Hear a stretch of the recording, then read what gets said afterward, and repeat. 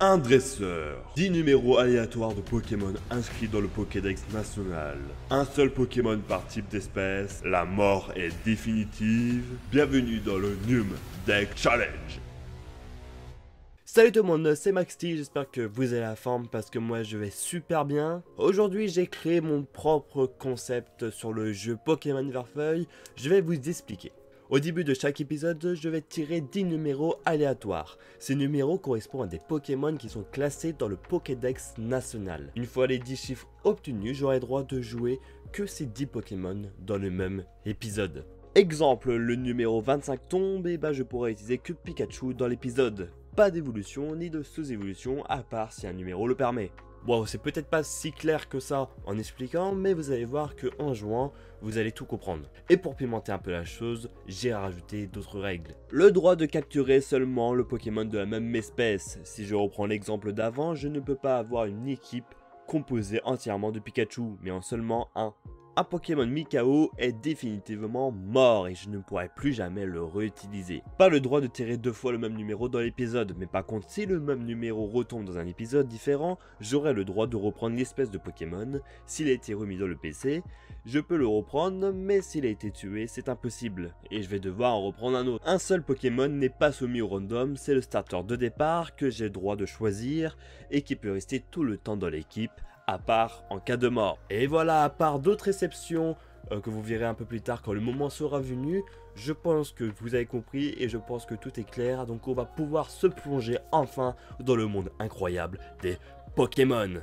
Mais juste avant, on va tirer les 10 numéros. Donc alors dans l'épisode d'aujourd'hui, je vais pouvoir peut-être posséder le numéro 32 qui est Nidoran mâle, plutôt un beau Pokémon facile à trouver. Le numéro 134 Aquali, bon lui c'est un peu plus dur, c'est presque impossible de l'avoir. Le 38 Fenard, pareil je pense pas trouver de Fenard dans la route 2. Le 97 Hypnomade, le 149 Dracolos, alors lui je veux bien le voir. Le 22 Rapace de Pique, moins de style mais déjà plus réaliste. Le 87 Lamantine, trop beau ce Pokémon juste. Le 109 Smogo, pareil plus simple à trouver. Le 70 Boostiflore, sans faire évoluer de Chutifort, c'est un peu plus chaud. Et pour finir, le 91 qui est Crustabri.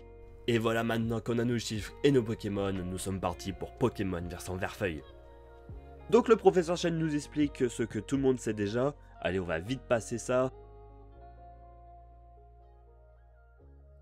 On va tout de suite prendre la potion dans notre PC au cas où elle peut être utile. Et on va aller dans les autres herbes. Et le professeur Chen nous agresse, il nous emmène dans son labo. Très bizarre cette phrase en vrai. Et patati et patata, le choix du starter. Donc là, le choix des starters, c'est vraiment un choix très compliqué. Je vais devoir bien réfléchir pour savoir lequel choisir, car c'est le seul que je pourrais utiliser tout le temps dans l'aventure. Alors au début, j'avais pensé à Bulbizarre pour pouvoir rouler sur les 3 premières arènes sans trop de difficultés. Mais je vais avoir besoin de CS dans l'aventure, et Bulbizarre sur ça, je ne peux pas trop compter sur lui. Donc ensuite j'avais pensé à Salamèche pour pouvoir acquérir la capacité vol. Mais déjà de 1, elle ne sert pas forcément, et de 2, Pierre et Ondine sont très difficiles à battre. Donc mon choix final se porte pour Carapuce, pour pouvoir surfer en toute liberté, et pouvoir gérer les 2 premières arènes. Comment le nommer? Bon allez, Frankie, ça lui va bien. Et vous aurez choisi lequel? Allez, après avoir choisi mon starter, Red vient me défier. Oui, je l'ai pas renommé. Bon, ça va, je le bats sans trop de difficultés avec mon attaque charge. Du coup, la mission, c'est d'aller à Jadiel récupérer le colis du professeur Chen. Pour ça, j'avance et j'affronte les Roucoule et les Rattata qui nous agressent. D'ailleurs, rapidement, Frankie apprend une capacité écume pour nous servir. Et arrivé à Jadiel, je prends le colis du professeur Chen. Putain, mais le professeur Chen m'a vraiment pris pour quelqu'un qui travaillait à la poste. Et puis c'est parti, je fais le chemin inverse pour donner son colis. Il me donne un Pokédex et me demande de le compléter. Comment dire que ça va être un peu compliqué. Et puis allez, c'est parti, on va retourner fracasser des Rattata et des Roucoule.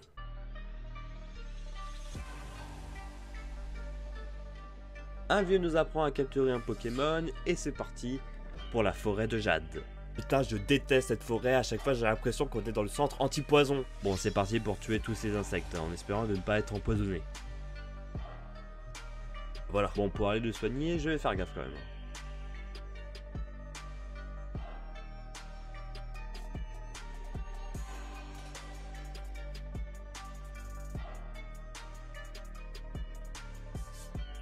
Et nous voilà enfin arrivés à Argenta, la ville de... l'argent. Bon, sans trop parler, je vais aller affronter la première arène.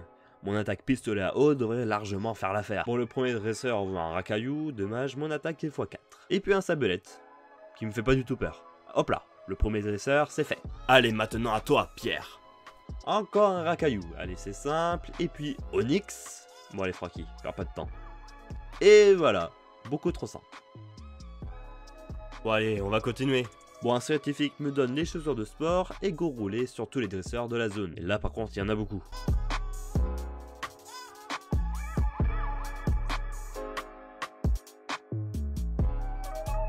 Oh!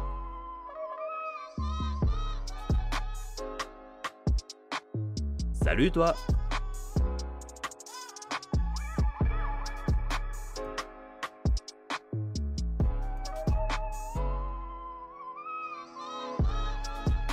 Bon là cette route est assez intéressante pour moi. D'après mes souvenirs, on peut tomber sur des nids d'ormal dans les autres herbes. Allez, go à chercher!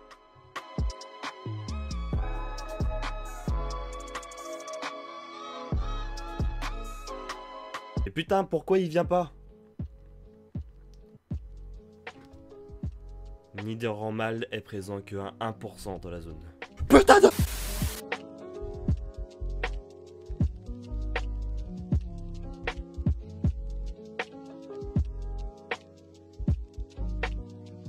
Enfin! Salut toi! Allez, je vais t'appeler Randoni. Ah tiens, il connaît l'attaque pic-pic. Bon, je sais où je vais le faire XP. Tiens, niveau 16. Ah bah non, désolé mon petit. Bon, j'ai 2 Pokémon, prêts et entraînés, go pour faire la grotte. Ça va, ça se passe plutôt bien, Randoni fait de très bons taf. D'ailleurs, on en parle que sans faire exprès, j'ai retiré pic-pic pour Ardarvenin. Là, franchement, j'ai le seum. Allez, je peux enfin sortir de la grotte et aller direction Azuria. Une fois à Azuria, je fais XP mes Pokémon jusqu'au level 22 parce que derrière, j'ai plein de combats à faire. Bon allez, go combattre mon rival Red, fais voir ce que tu as de beau comme Pokémon. Ok, Roucoups, allez, pistolet à eau et 2-3 morsures, ça suffira. Bon, Bulbizarre, heureusement que Randoni est là. Allez, coup de corne!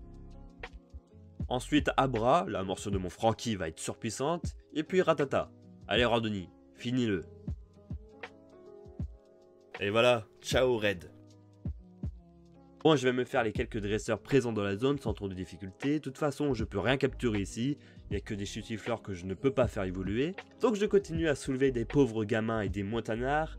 Puis on va libérer Léo qui fait de l'échangiste avec un Pokémon pour qu'il nous donne un passe-bateau. J'ai beau relire ma phrase, je la comprends toujours pas. Hein. Bon, une fois tout fait, go combattre la deuxième maître d'arène, Ondine. Viens là, j'ai 2 Pokémon qui t'attendent. Bon, le premier, un Hippotrampe. Ma coup de corne est super puissante. Et puis tiens, un Coquillas. Je voudrais bien voir ton évolution, mais bon, en attendant, coup de corne. Voilà, le premier c'est fait. Deuxième, à toi. Tiens, Poissirène, on va voir qui a la meilleure corne. Allez Ondine. À toi. Bon Starry, on va enchaîner les coups de corne. Tiens, j'ai même réussi à l'empoisonner. Par contre mon Pokémon est confus, ça me fait super mal. Je vais le soigner mais on dirait que le Starry adverse est en super forme. Bon, je vais envoyer Francky, son Vibraqua me fera pas aussi mal. Et hop, morsure, parfait Carbaf. Et puis il va m'envoyer Starrose. Ça m'arrange, son type C va me permettre d'utiliser morsure et de le battre facilement. Et le deuxième badge, c'est fait. Et voilà, allez, ça dégage, je suis beaucoup trop fort pour toi. Et voilà, je peux continuer tranquillement. Battre un mec de la Team Rocket et poursuivre sur la route 5. Et me voilà arrivé à Carmin-sur-Mer. Je récupère la canne, ça peut me servir. Et go combattre tous les dresseurs présents.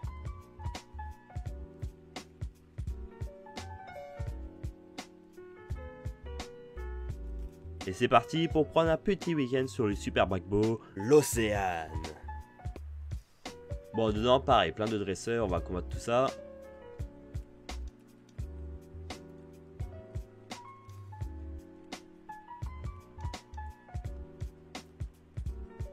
Mais petit problème.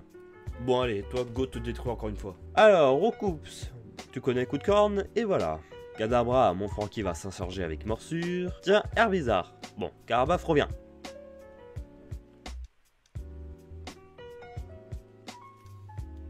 Il va me faire un super combo, Vampigren pour Dododo là. Alors là, ça commence vraiment à être compliqué là. Putain, mais j'en ai marre! Putain, enfin! Et allez, ratatac, je vais le finir rapidement avec Franky. Et voilà Red, c'est fini pour toi. Et j'ai pas du tout eu chaud. Bonjour capitaine. Voilà. Oui je vais récupérer la capacité coupe hein, et salut. Donc maintenant j'ai la CS coupe et Nidoran peut la prendre. Heureusement qu'il est là. Bon maintenant je vais faire mes courses et c'est parti pour la 3ème arène. Alors le premier dresseur, simple, pareil pour les deux autres. Mais maintenant il faut trouver ces putains de boutons.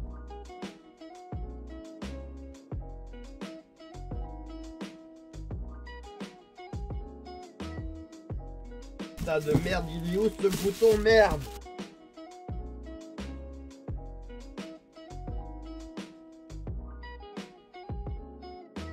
Bon allez, Job, c'est à ton tour. Randonnie, à toi.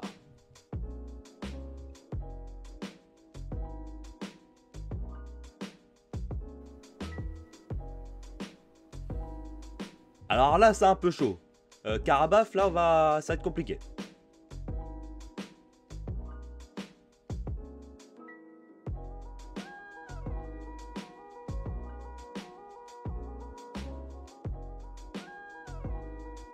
Oh putain, allez Franky! Ouais! Et voilà, trop... Non. Ça arrête là. Randonnie. Même si dans tous les cas je devais te quitter à la fin de cet épisode. Non, pourquoi t'es parti? Ne t'inquiète pas Randonnie. Ta mort ne sera pas inutile. Je vais m'améliorer. Et quand je serai devant le Panthéon en pensant à toi, je vais battre la Ligue et réussir ce challenge.